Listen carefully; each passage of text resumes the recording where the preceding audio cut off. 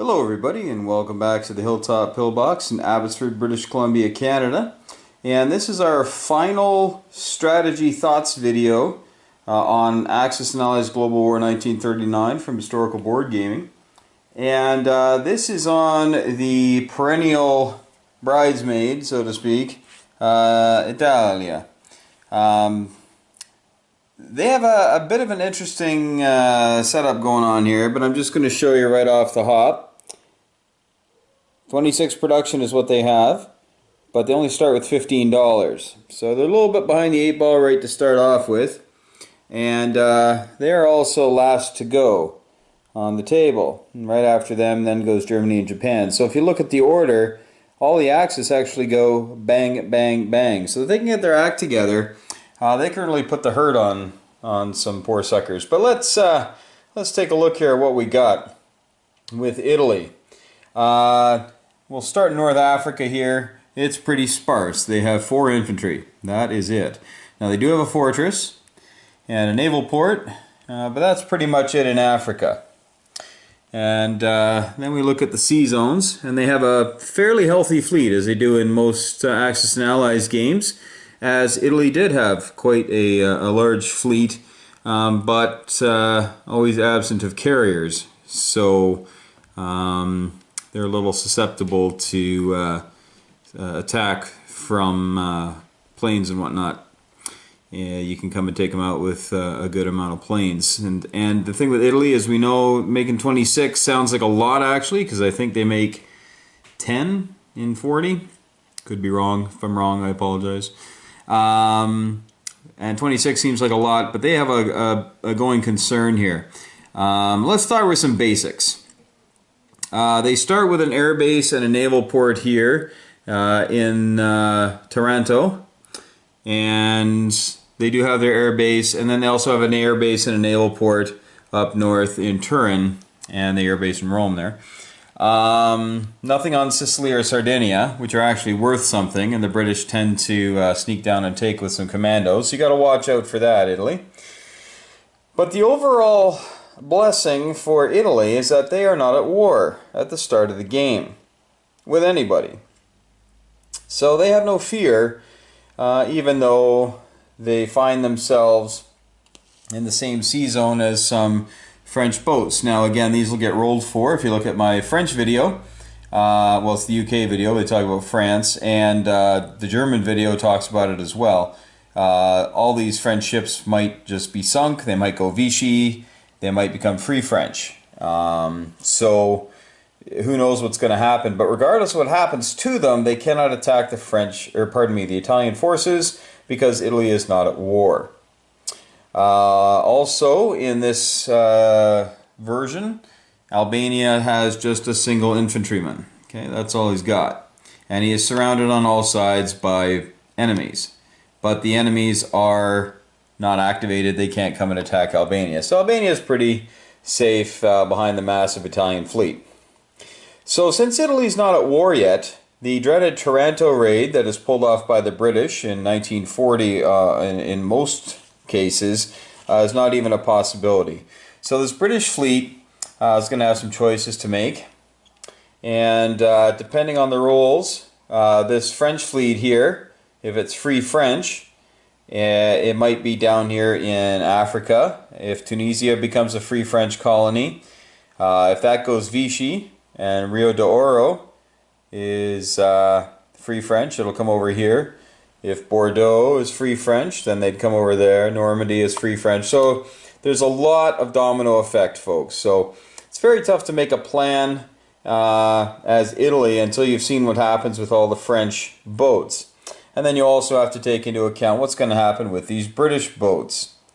Now, in many cases, this British fleet tends to scurry back into the Gulf and just want to, the Red Sea, pardon me, and just kind of wait things out to see, what happens, which opens up some opportunities for Italy. So we're going to take a look at some of the opportunities up north. So we have Marseilles. Now Marseilles will not quite probably be taken by the Germans on the first round. Now if it's rolled Vichy, then Germany gets a free armor and a couple of men there if they saved $5. So that can become a German territory instantly, so Italy doesn't have to attack it. But if it becomes free French, Italy needs to go and take it. Well, what can they take it with? Well, they do have a couple of men and some planes. They do have a healthy air force here. They've got 2 tacticals, 2 fighters, and a strategic bomber. So they could go lay a hurt on Marseilles, and it's worth $3. So that ain't chicken feed. There's also Yugoslavia. Now Yugoslavia has 5 men, artillery, a plane, and aircraft, which should worry the Italian player because, as we know, planes are pricey, and to replace them could be a problem. But we also have Greece. Now Greece here is probably, not 100%, but it's probably going to be activated by Britain, which means there could be 1 or 2 more troops in Greece. So everywhere that Italy looks to fight, with the exception of really Marseille, is going to be quite a slugfest. We don't even know where these foreign French legionnaires are going to be. They could be all stacked up in Tunisia. They could all be in Morocco. They might all be dead because you rolled nothing but Vichy for North Africa and they have nowhere to go, so they would just be eliminated from the game. We just simply don't know. So you have to be very reactionary with Italy on the first turn. And after that, hopefully you can chart your own course. Now, the best way to do that, the best way to be more proactive than reactive, is to build a factory in Tobruk. It's even money, actually it's better than even money, that the British have built a factory in Cairo. So if you do not build one in kind in Tobruk, they'll be able to crank out 3 units there, and then South Africa, with the help of the UK, can crank out a couple of units down here. And hey, you know, I mean, you can ship things across if you want, but if you don't get some stuff down here post haste, the British are just gonna kill Tobruk, take that factory or the bunker out, and you're kind of starting from scratch. So it's highly recommended that on turn 1 you do build a factory, and you also bring units down here just to shore up the defenses. You could also bring units down here and attack Alexandria if you'd like, because you can attack them. You're at war on your turn, and that gives you a bit of a buffer and a couple less Brits to face when you head east towards Cairo. But you do have a healthy fleet. You start with 4 submarines, which could cause some problems, and the subs, as we know, can head out Gibraltar, regardless of who owns Gibraltar. They can head out the Straits, so that's always some options there. Now, what to do with these guys down here? You got a couple of men not doing much. We can see that Italian Somaliland is actually worth 2, and Uganda right beside it's worth nothing, and Anglo-Egypt Sudan is worth nothing. And if you're going to be taking some British territory to keep them from getting their 5 IPC NO for having all of their territory on the European side of the board, if you're going to be taking that, I wouldn't recommend going after this stuff. It's just simply not worth it. And there's 2 Brits here, plus they got a plane, they got a tank, they've got a fleet here that could bring a couple guys down if they really just want to get rid of you down here. Because that is 3 points, so that's a 6-point swing between you and the UK. So they could pull something like that. These guys here, I've seen a lot of people do different things with them, but essentially people just tend to keep them where they're at and make the UK fight for both territories. Hard to argue with that, because there really is not much they can do. You do have, like we said before, you have a lot of aircraft. So if you're going to leave Yugoslavia and Greece to the Axis miners, then you can certainly do that and just ship everybody down to Tobruk or even Alexandria, force a landing, and then just start marching. But really, you do have to build that factory. That's all there is to it. Not much more else to say about poor Italy. They're kind of on their own. The Germans, it's hard for them to help in this game.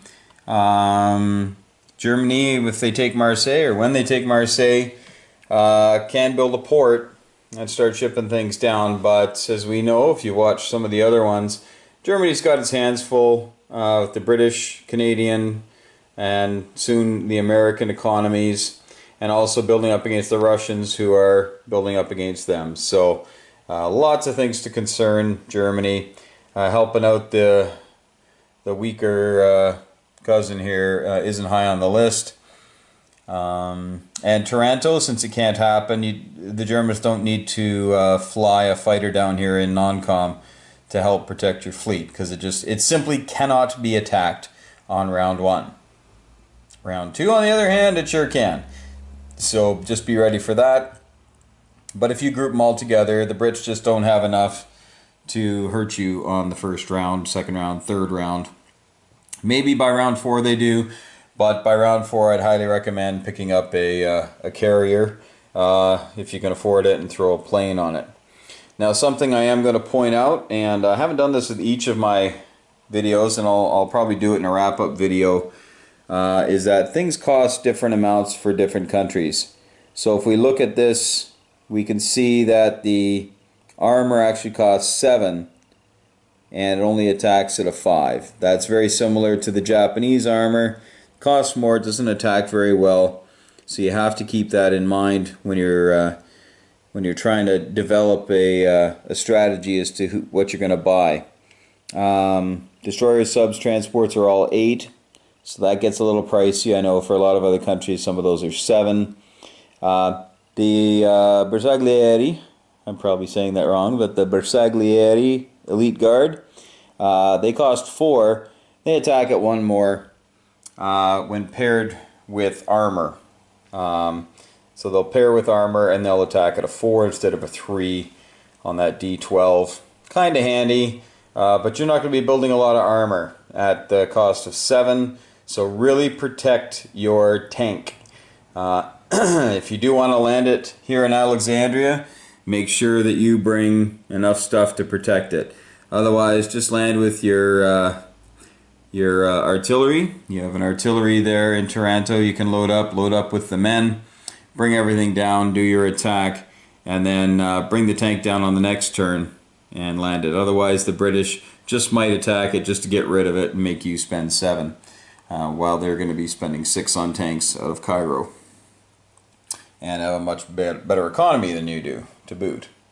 So that's about it. Thanks again for watching, folks. I really appreciate the support.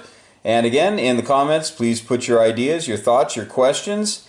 And I will be doing a wrap-up video, as I said, of this entire game, just going over some of the questions, comments, concerns that people have put. I'll probably do that in a couple of weeks, just after enough people have watched and commented on various things that I really haven't been able to answer. Thanks for watching, folks. Take care, and may the dice be with you.